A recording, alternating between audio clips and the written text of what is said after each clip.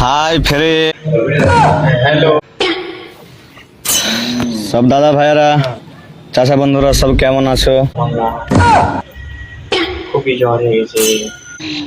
লাইভে এই কারণে আসা যে দেখতে পাচ্ছি যে অনেক গেলা পানিতে ভরপুর হয়ে গেছে, টাপাটাপ হয়ে গেছে, ডাব্বা ডাব পানি হয়ে গেছে রে, তোরা বুঝলি? মানে পানি ভরে গেছে বানের মতন, যেরকম আমরা ভাটিয়েতে বাংলাতে বড়ি বান। পানিটা হয়েছে।